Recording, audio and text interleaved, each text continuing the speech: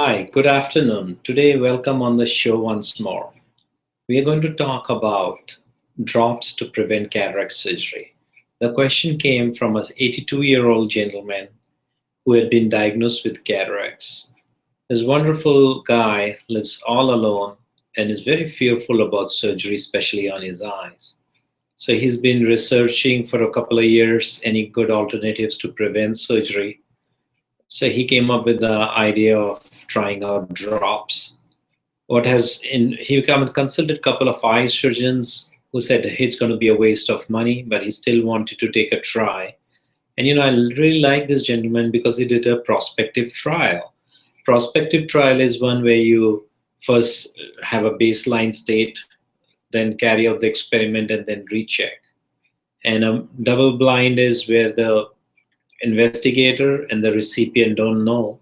But he didn't do that way. What he did is he came, got his cataracts documented, then tried the drops, and then 6 months later, without disclosing to the doctor he had been trying drops, but said, hey, do you think there's been a change in my vision for an improvement or a decrease in my cataract?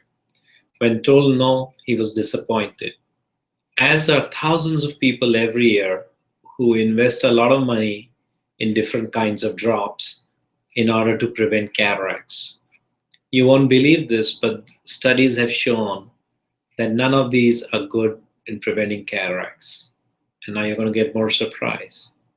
The medical journals have said the only thing that decreases the incidence of cataracts is having some drinks.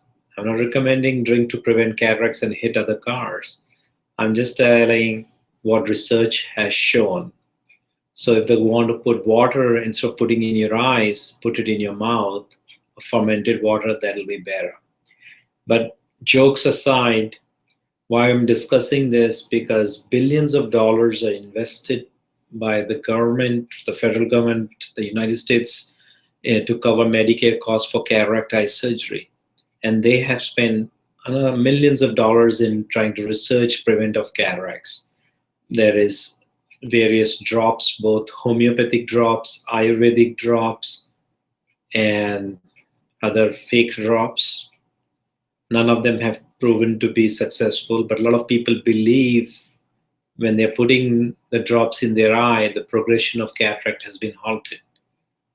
Part of the reason is because the cataract progresses at a very slow rate. So you could develop a cataract at 55, and if you're not like in a very vision intensive work, like an eye surgery or working on computers all day, but you're like a sedentary stay home person, you might not notice much change till 20-25 years. So a lot of people come under the fake impression that the cataract has been halted. So why I'm bringing this up is it's better to save your money and put towards something which will really prevent the development of cataracts. The only thing proven to prevent development of cataract is PI, presbyopic implant in eye, which can be done anytime after 50 years, also gives you correct vision and prevents development of cataracts.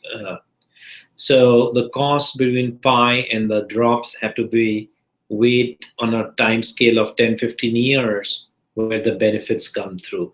In other words, PI might be costlier upfront than the drops. But the pharmaceutical industry loves the drops because if you get addicted to something, you're going to use it every month. And recurring costs can add up to more than a one-time upfront cost. Just run this math problem and see, is $1,000 more or $50 per month spread over 30 years? Happy mathematics and calculations 101. I'll take off while you figure out that answer. But we are here for you to answer all your questions. Send in more questions at icansee@khanna2020.com. Be well.